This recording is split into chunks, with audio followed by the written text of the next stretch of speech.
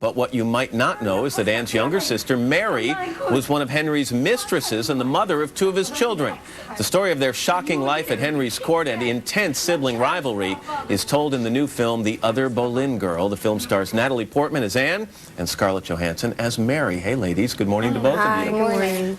It's based on a book that is a fictional biography, which means we kind of know some things about them, but we make a lot of this up. What did we actually know about them? Well, the book is really from, I guess it's a first-person narrative from my character, which is Mary Boleyn, and I think the reason why Philippa wrote it that way, Philippa Gregory, the author of the novel, is because there really isn't much known about her, other than just, you know, when she died, how many children she had, and this kind of facts. So it really gave her a kind of open end to just imagine this. Create everything in the middle. But we do know that she did have two children, one if not two children, by Henry VIII. We also can assume that at the time, Natalie, these two girls, these sisters, were raised by their families as kind of commodities, as a way to advance them financially and socially, right? Yeah, it's sort of interesting to see like the origins of marriage as a way of sort of building an empire. You know, if you could marry your daughter off well, then you advanced your entire family, and so you see the girls as sort of being used by their family to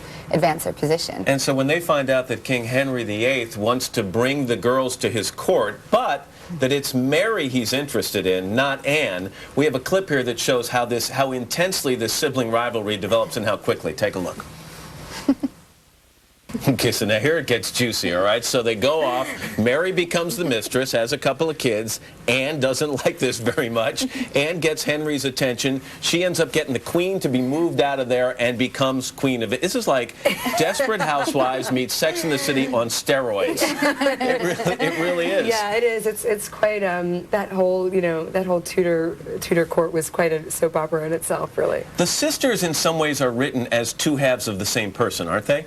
Definitely. Yeah, for sure. You know, I think that if Henry could have had his way, he may have, you know, at least in this story, he would have, you know, combined the two, and it would have been a perfect You get the feeling meeting. at some point he probably did, don't you? You know, Henry had pretty much his way with no matter what he wanted, didn't he? He did. I think so. He was, he was very intimidating, and Eric Bana, who plays Henry, is so, you know, kind of intimidating and also very dashing at the same time. So it's unusual in Hollywood. You are two of Hollywood's elite young actresses. It's unusual for them to team two of you up on screen at the same time, isn't it? That's I think why.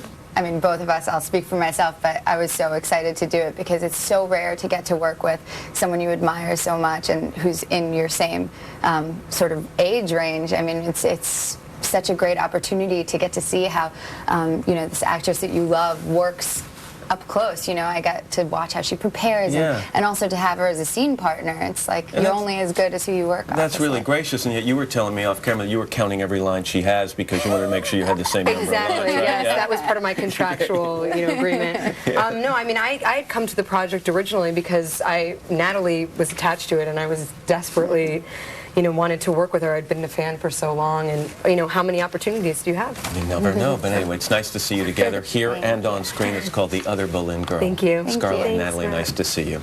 And it opens, by the way, February